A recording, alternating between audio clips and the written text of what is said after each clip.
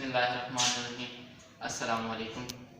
तो टूल्स तो आपने देख लिया होंगे। लेक्चर नंबर 2 हमारा जो है आज का इंट्रोडक्शन ऑफ टूल्स है।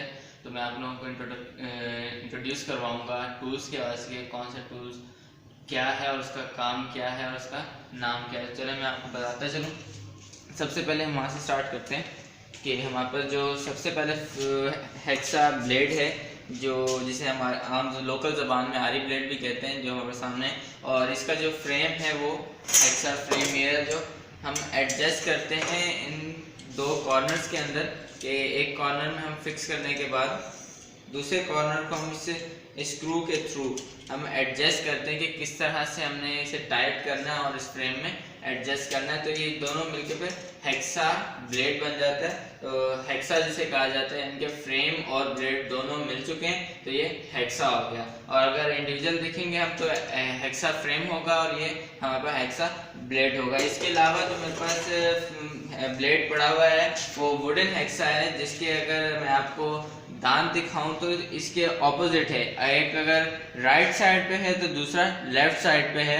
ये दोनों तरफ यूज होती है लकड़ी काटने के लिए, तो ये वुडन हेक्सा कहलाती है। और इसके बाद जो मेरे पास सामान पड़ा है वो है फाइल्स हैं, जिसे आम जबान में रेती कहा जाता है। और ये जो फाइल है ये मेरे पास फ्लैट फाइल है, दोनों तरफ से फ्लैट है और इसका नाम फ्लैट फाइल कहा जाता है। और यह मेरे पास जो ये फाइल है ये राउंड फाइल है, ये पूरी की पूरी राउंड है, गोल है, इसका नाम राउंड फाइल कहते हैं हम इसे। अब जो फाइल है मेरे पास ये एक साइड तो इसकी जो है फ्लैट है बिल्कुल, और एक साइड जो है हाफ राउंड है, तो इस फाइल को हम हाफ राउंड फाइल कहते हैं। और इसके बाद मेरे पास ट्रायंगल फाइल है, जो ट्रायंगल के शेप में आएंगे। आप ट्रायंगल तो आपने देखा होगा किस तरह का होता है, तो वो सामने से साइड से यानी कि पूरी जो है ट्रायंगल की तरह है, तो इसे ट्रायंगल फाइल कहा जाता है। इसके बाद जो मेरे पास टूल है वो एल्की सेट है। एल्की सेट है हमारे पास, जो हमें कोई भी ऐसे स्क्रूज लगे होते हैं, सीसीटीवी कैमरास हो गए, कोई पेनाफ्लेक्स टाइप चीज हो गई, इस तरह के अंदर जो स्क्रू लगे होते हैं इसमें एल्की के स्क्रू यूज होते हैं। तो उसमें साइज भी हमारे पास जो है इसमें 10 mm का साइज है, 6 का साइज है, 5.5 mm का, यानी कि छोटे से लेकर मेरे पास 10 mm के साइज तक का एल्की सेट मौजूद है। और इसमें मेरे पास लेवल मीटर है। लेवल मीटर जो भी हमने अगर बोर्ड फिक्स कर रहे हैं कॉर्नर दीवार के ऊपर या किसी कॉर्नर में, तो उस हिसाब से हम लेवल मीटर इस्तेमाल करते हैं। लेवल मीटर के अंदर मैं आपको दिखाता चलूँ कि इसके अंदर एक बबल होता है, ये आपको कोशिश कर रहा हूँ कि नज़र आ जाए आपको। तो ये लेवल मीटर के अंदर जो बबल होता है ये हमें इंडिकेट करता है कि जो अगर हमने कोई चीज़ रखी है कि लेवल पर है, इसका ये बबल जो हमारे पास ये एग्जैक्ट लोकेशन में अपने आ रहा है कि मिड में आ रहा है, तो हम ये जो है इस लेवल मीटर के थ्रू कोई भी चीज़ हम लगा सकते हैं। दीवार में, लकड़ी पर, कहीं भी आपने लगाना है तो वो लेवल मीटर के थ्रू लगाते हैं। इसके बाद मैं आपको बता दूं कि हमारे पास क्लैम्प मीटर है। क्लैम्प मीटर जिसे एम्पेयर मीटर भी कहा जाता है। एम्पेयर मीटर में अब हमारे पास क्या क्या मौजूद है कि इसमें कॉमन वायर होती है, जैसे न्यूट्रल होता है, न्यूट्रल की कॉमन वायर एक ही लगती है। फिर इसके बाद हमारे पास फेस चेक करने के लिए एक और वायर लगती है, जिसे लाइन की वायर कहा जाता है, फेस की वायर कहा जाता है, वो लगती है हमारे पास। फिर इसमें हमारे पास सिलेक्शन है कि आप AC DC करंट को सेलेक्ट कर रहे हैं या AC कर रहे हैं, DC कर रहे हैं, 12 वोल्ट की सप्लाई चेक कर रहे हैं, 24 वोल्ट कर रहे हैं, या 110 या 220 वोल्टेज की सप्लाई आप चेक कर रहे हैं, तो वो सिलेक्शन यहाँ से होती है। और जो आपकी वैल्यू आती है उससे आपने होल्ड करके देखना है कि वो एक्यूरेट होल्ड करनी है, और आपने एक जगह से दूसरी जगह पर जाकर चेक करना है। अगर आपको कहीं चार्ट लगा तो आप होल्ड बटन के थ्रू आप उसको वैल्यू को होल्ड कर सकते हैं। फिर आप यहाँ पर सिलेक्शन बटन है कि आपने कौन सी वैल्यू चेक करनी है। AC DC वोल्टेजेस चेक करने हैं आपने, ओमिक वैल्यू चेक करनी है, डायोड की वैल्यू चेक करनी है, या कंटिन्यूटी चेक करनी है जिसपे बीप बजता है कि आपका जो भी लूप है किसी भी सर्किट का कहीं से शॉर्ट तो नहीं। अगर शॉर्ट है तो वो बीप आपको देगा, अगर ओके है तो बीप नहीं देगा।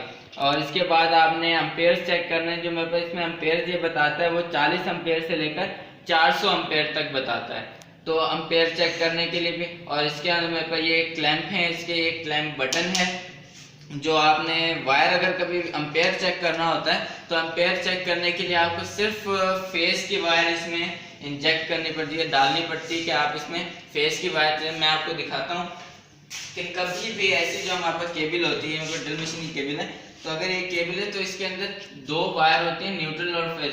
कभी भी आपने एम्पेयर अगर चेक करना है तो आप इस तरह से नहीं डालेंगे इस क्लैंप के बीच के अंदर, क्योंकि न्यूट्रल और फेज दोनों जा रहे हैं तो आपको वो वैल्यूज करेक्ट नहीं देगा। इसके लिए अगर आपने वैल्यूज अगर चेक करनी है तो वैल्यू चेक करने के लिए मैं आपको दिखाता चलूँ कि मेरे पास यहाँ फेस की वायर है। अगर कोई लोड चल रहा है इस फेस के ऊपर, वायर के ऊपर, तो सिर्फ मैं फेस की वायर इसके अंदर डालूंगा, इंजेक्ट करूंगा और यहाँ पर मुझे एलसीडी पर ये वैल्यू बता देंगे कितना लोड मेरे पास इस वायर के ऊपर चल रहा है, कि इस वायर की कैपेसिटी के हिसाब से ये लोड सही है या नहीं, गलत है, कि हम जो जिसकी जितनी कुव्वत होती है उस हिसाब से वो लोड बर्दाश्त भी कर रहे हैं। इस तरह के हम अगर एक वायर के ऊपर 2 बल्ब चलाने की कैपेसिटी है और हम चला रहे हैं 4, तो वो जो आपका वायर होगी इसकी लाइफ टाइम जो है वो कम हो जाएगी और आपको रिजल्ट भी अच्छा नहीं देगी। तो क्लैंप मीटर की ये 2 प्रॉप्स है मेरे पास, जो एक ब्लैक है और एक रेड है। तो कॉमन में मैं ब्लैक लगा दूंगा और जो बाकी रेड कलर की बचती है वो मैं एक साइड बचती है उसके अंदर लगा दूंगी। 2 प्रॉप्स होती हैं। अगर आपने वोल्टेजेस चेक करने हैं तो आप सॉकेट के अंदर ये प्रॉप्स डालेंगे और वोल्टेजेस चेक कर सकते हैं, कोई भी वैल्यू चेक कर सकते हैं, ओमिक वैल्यू चेक कर सकते हैं, डायोड की वैल्यू चेक कर सकते हैं, वो आप इन प्रॉप्स के थ्रू करेंगे। और अगर आपने एम्पेयर चेक करने हैं तो फेस की वायर के ऊपर आप फेस की वायर को इसके क्लैंप के अंदर डालेंगे, इस होल के अंदर क्लैंप का बटन दबाएंगे, एक साइड का क्लैंप खुल जाएगा और आप उसके अंदर डालकर एम्पेयर चेक कर सकते हैं। इसके बाद जो मेरे पास टूल्स हैं वो टूल हमारे पास जो है फिक्स स्पैनर सेट है, पूरा का पूरा ये मेरे पास फिक्स स्पैनर सेट मैं आपको दिखा दूं कि क्या है। ये पूरा का पूरा फिक्स स्पैनर सेट है कि 6 नंबर से लेके मेरे पास 22 नंबर तक का स्पैनर का सेट है पूरा फिक्स का। ये फिक्स स्पैनर इसे क्यों कहा जाता है कि कोई भी आपका नट बोल्ट है वो कितने नंबर का है, मैंने 17 नंबर का ये स्पैनर सेट उठा लिया है। तो ये 17 नंबर का और 16 नंबर का, एक साइड इसकी 16 है और एक साइड से 17 नंबर है। तो ये मैंने उठा लिया कि मेरे पर नट बोल्ट है, कि मैं आपको दिखाते चलूँ कि नट बोल्ट किस तरह का। अगर ये मेरे पास ये नट बोल्ट है, अब ये जो मैंने फिक्स स्पैनर इसे यूज करना है, फिक्स स्पैनर किस तरह, अब ये फिक्स है और नट बोल्ट है, तो मैंने यहाँ पर लगाया लेकिन लग नहीं रहा, तो यानी कि साइज छोटा है। वो जो नट बोल्ट का साइज है वो 22 नंबर यानी 22 नंबर का है, तो उसमें 22 नंबर का पाना लग जाएगा। आम जबान में पाना कहा जाता है और जो प्रोफेशनल लैंग्वेज होती है उसके अंदर हम फिक्स स्पैनर कहते हैं इसे। इसके बाद जो मेरे पास टूल है वो है मैगर। मैगर का क्या काम होता है कि आप में ये जो आपने अगर किसी घर में वायरिंग की है, कंसील्ड वायरिंग हुई है या चाइना फिटिंग में हुई हुई है, वो आपने चेक करनी है कि कहीं से वो शॉर्ट तो नहीं, लीकेज आपने उसमें चेक करनी है कि कहीं लीकेज तो नहीं हो रही है, कि कहीं इंसुलेशन कट लग गया है और वहाँ अगर नमी है जिसकी वजह से वो करंट जो इस नमी के थ्रू लीक हो रहा है और जो यानी कि साइड इफेक्ट हो रहा है, कोई शॉर्ट सर्किट ना हो जाए, इस हिसाब से आप मैगर के थ्रू जो है, मैगर का ये हैंडल है, हैंडल को आप घुमाएंगे और जो आपकी वायर है न्यूट्रल और फेस, अगर आपने दोनों साइड से सामने से एक साइड से आपने टच किए हैं कि मिलाई हुई है, दोनों को ज्वाइंट किया हुआ है, तो वो आप एक साइड यहाँ लगा देंगे, एक साइड यहाँ, और वो दोनों साइडें आपको मिली हुई हैं, तो आप जब ये हैंडल घुमाएंगे तो वो आपको क्लोज सर्किट बताएगा, यानी कि आपकी जो वायर है दोनों वो क्लोज है, यानी कि शॉर्ट सर्किट होने का खतरा है कि आप अगर पीछे से करंट जो है उसमें दे देंगे, वायर के अंदर करंट देंगे लाइन में, तो आगे जाकर वो शॉर्ट सर्किट हो जाएगा। शॉर्ट सर्किट होने से आपके जो की वायरिंग है उसमें नुकसान आएगा। फिर इसके बाद जो मेरे पास ड्रिल मशीन पड़ी है, drill machine electric drill machine है। ड्रिल मशीन के अंदर ये एक मेरे पास बिट भी मौजूद है, 6 mm का बिट है ये, यानी कि 3/4 इसका साइज है, और जो बिट हम इसके फ्रंट पर लगा के इसे टाइट करते हैं, इसकी की होती है प्रॉपर की से हम इसे टाइट करते हैं, और कहीं भी आपने लकड़ी में लोहे में सुराख करना होता है तो वो इस बिट के थ्रू होता है। फिर इसके बाद मेरे पास जो मौजूद है वो कॉम्बिनेशन प्लायर है। कॉम्बिनेशन प्लायर क्या कि कॉम्बिनेशन प्लायर जो है कटिंग भी करता है और जो है आपने कोई भी वायर को ज्वाइंट लगाना है तो वो भी कॉम्बिनेशन प्लायर से हो सकता है, और अगर आपने वायर को छीलना है तब भी ये, यानी कि 3 काम ये एक प्लायर करता है, कटिंग और वायर को छीलना, आपने इंसुलेशन उसकी रिमूव करनी है वायर की, और कंडक्टर अंदर से निकालना है वो, और 2 कंडक्टर्स को आपस में ज्वाइंट करना है, तो ये कॉम्बिनेशन प्लायर का काम होता है। अब मेरे पास मौजूद है कटर प्लायर जो वायर की कटिंग, इंसुलेशन की कटिंग करता है। इंसुलेशन की कटिंग करनी है और आपने अगर इंसुलेशन उतारनी है, छीलनी है, और ये उसका काम है, ये सिर्फ 2 ही काम है, कटिंग करेगा और इंसुलेशन रिमूव करेगा। अब लॉन्ग नोज प्लायर है, लॉन्ग नोज प्लायर से आप कटिंग भी कर सकते हैं, आप पकड़ भी सकते हैं वायर को, कोई भी ऐसी तंग जगह है कि आपकी वायर अगर वहाँ ना कॉम्बिनेशन प्लायर के थ्रू जा रही है ना कटर प्लायर वहाँ पर जाकर कटिंग कर सकता है, तो आप लॉन्ग नोज प्लायर के थ्रू आप उस जगह पर जाके कटिंग भी कर सकते हैं, उस वायर को छील भी सकते हैं और वहाँ जॉइंट भी लगा सकते हैं। अब वायर स्ट्रिपर है मेरे पास। वायर स्ट्रिपर का क्या काम होता है कि वायर स्ट्रिपर के ये आपके पास रेगुलेटर है एक वायर स्ट्रिपर में कि आपने इसके सिलेक्शन करनी है कि आपके पास कौन सी वायर है, 329 है, 729 है, 2376 है या 4076 की वायर है। आपने उस हिसाब से इसमें रेगुलेटर के थ्रू आपने वो वैल्यू सेलेक्ट करनी है और आपने इसके जैक के अंदर वायर को डालकर आपने जो है हैंडल को प्रेस करना है, तो अब आपकी वायर कट जाएगी और जो आपका कंडक्टर है वायर का वो आ जाएगा। इसमें कटर भी मौजूद है जो मिड में अंदर कि आप वहां से कटिंग भी कर सकते हैं वायर की। तो ये वायर स्ट्रिपर हमारे पास था।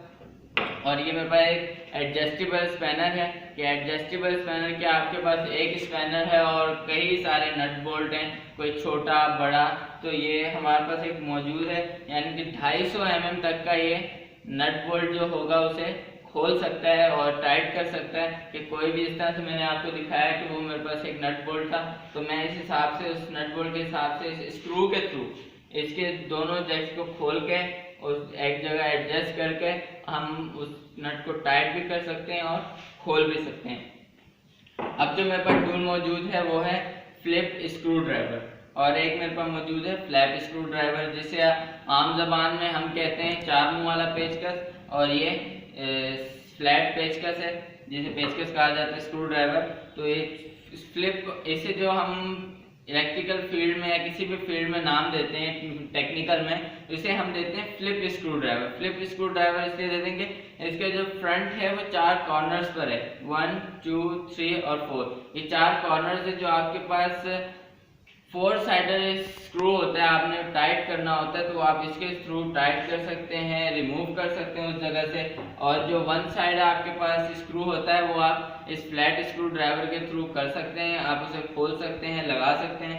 अब जो मेरे पास टूल है वो मेरे पास है टेस्टर, जो आपकी फेज लाइन को टेस्ट करता है कि आपके इस लाइन में करंट आ रहा है या नहीं आ रहा है। इसके अंदर कुछ चीज़ें लगी होती हैं, एलिमेंट स्प्रिंग होता है इसके अंदर, एक नियॉन बल्ब होता है, रेजिस्टर होता है इसके अंदर, और ये हमारे पास आगे से एक फ्लैट स्क्रू होता है, ड्राइवर होता है, जिसे हम लाइन पर लगाकर चेक कर सकते हैं कि इसमें लाइन आ रही है इस वायर के अंदर या नहीं आ रही, तो वो हमें इंडिकेट करता है इसके अंदर लगा नियॉन बल्ब।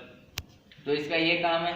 अब मेरे पास हैमर मौजूद है। हैमर के अंदर क्या चीज़ है कि मेरे पास ये जो हैमर की टाइप है ये बॉल पिन हैमर की टाइप है। अब बॉल पिन हैमर का है कि ये तो इसका फेस हो गया, जहाँ से आपने कोई भी कील ठोकना है, कोई हुक ठोकना है, दीवार के अंदर लगाना है, तो आप वो इस फेस के थ्रू करते हैं। अब जो इसका मिड होता है ये वेट कहलाता है, वेट कहलाता है। जो वेट होता है दोनों साइडों पर काम करता है। वेट है कि अगर हम चोट मारेंगे दीवार में या कील पर, तो वो इस वेट के थ्रू उसके ऊपर पुश करता है अपना, मतलब एक साइड का हम वेट देते हैं इसे और वो उसे ठोक देता है, जिसको बॉल पिन हैमर है। आपने कोई भी ज़्यादा जगह ठोस है, जिसे कंक्रीट वाली जगह कहते हैं, तो कंक्रीट वाली जगह आपने तोड़नी है तो वो आप बॉल पिन हैमर के थ्रू भी कर सकते हैं। ये इसका हैंडल है, हैंडल है। अच्छा, तो हैमर पकड़ने का एक तरीका होता है कि हैमर आप या ज़्यादा नज़दीक से ना पकड़ा करें, ना थोड़ा मिड से पकड़ा करें। अगर आप इतना हिस्सा छोड़ दें नीचे का और हैमर यूज करें तो ज्यादा अच्छी चोट लगती है, और जो है आप अगर कील ठोक रहे हैं, कोई हुक ठोक रहे हैं तो ज्यादा तेजी से उस दीवार के अंदर लग जाता है। इसी तरह से मेरे पास एक और हैमर की टाइप है, क्लॉ हैमर है। कोई भी आपने कील रिमूव करना है दीवार में से या लकड़ी में से, या लकड़ी अगर फिक्स है दीवार के अंदर तो आप क्लॉ हैमर के थ्रू रिमूव कर सकते हैं। ये क्लॉ है इसका, और ये इसका फेस और वो वेट और हैंडल है। एक और हैमर है मेरे पास, जिसे क्रॉस पिन हैमर कहा जाएगा। आपने कहीं निशान लगाने हैं, कटिंग करनी है दीवार में, तो वो इसके थ्रू कर सकते हैं। ये फेस इसका और ये क्रॉस पिन देख सकते हैं आप। इसकी जो पिन है सामने से क्रॉस है, चिपटी है, और ये वेट और इसका हैंडल है। अब मेरे पास जो मौजूद है वो है मेजरमेंट टेप है, जो इसका साइज मेरे पास ये 15 मीटर की ये मेजरमेंट टेप है कि 15 मीटर तक मैं इस मेजरमेंट टेप से नाप सकता हूँ, जिसमें ये मेरे पास 50 फीट मौजूद हैं। 15 मीटर के अंदर 50 फीट मौजूद हैं। इसके अंदर मेंशन किया गया है कि 1 फीट कितने 12 इंच का 1 फीट होता है, तो ये 1 फीट मेरे पास यहाँ मेंशन किया गया है। इसी के साथ एक और मेरे पास मेजरमेंट टेप पड़ी है जो तकरीबन 6 मीटर की है मेरे पास। आप जो अगर छोटी जगह पर साइज दे रहे हैं तो आप 6 मीटर का, इसके अंदर भी देख सकते हैं कि 1 फीट का मेंशन किया गया है। 12 इंच के बाद 1 फीट है मेरे पास, और इसमें सेंटीमीटर मिलीमीटर भी मेंशन किए गए हैं कि कितने सेंटीमीटर है, कितना मिलीमीटर है, तो वो भी इसके अंदर मेंशन किया गया है।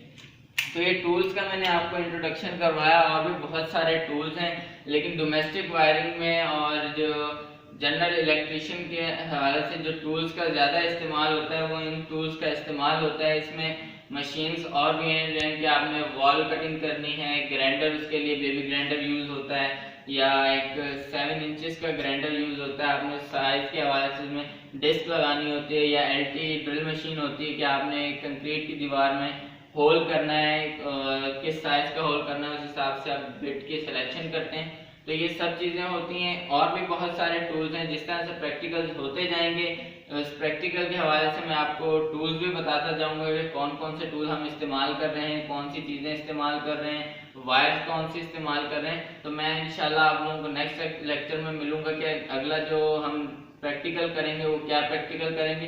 सबसे पहले तो ये कि अगर हम कोई प्रैक्टिकल कर रहे होते हैं या हम कोई भी काम कर रहे होते हैं, उसके लिए हमें एस्टिमेट लगाना पड़ता है कि अगर हम एक रूम की वायरिंग कर रहे हैं या एक फ्लोर की वायरिंग कर रहे हैं कि उसके अंदर 2 रूम, किचन, बाथरूम और हॉल है, कि उसके अंदर कितनी वायर लगेगी और कितने पाइप या चैनल पट्टी लगेगी, स्क्रूज लगेंगे, ये सब चीज़ें हम एस्टिमेट करते हैं पहले काम से पहले। कि वो भी मैं आपको बताऊंगा किस तरह से आपने एस्टिमेट करना है और किस किस चीज़ की ज़रूरत होती है, उसके अंदर मेजरमेंट कैसे करनी है, ड्राइंग कैसे बनानी है। तो ड्राइंग बनाने के अंदर हम जाहिर सी बात है कि ना तो ट्यूबलाइट रख सकते हैं कि अब दीवार पे ट्यूबलाइट रख दी, मैं निशान नहीं। आपने पहले पेपर वर्क करना होता है। पेपर वर्क के अंदर आप डायग्राम बनाते हैं, उसके अंदर सिंबल्स होती हैं। अब इलेक्ट्रिकल में कौन सी सिंबल्स यूज होती हैं ये भी मैं आपको बताऊंगा। इंशाल्लाह मुलाकात होगी नेक्स्ट लेक्चर में। अस्सलाम वालेकुम।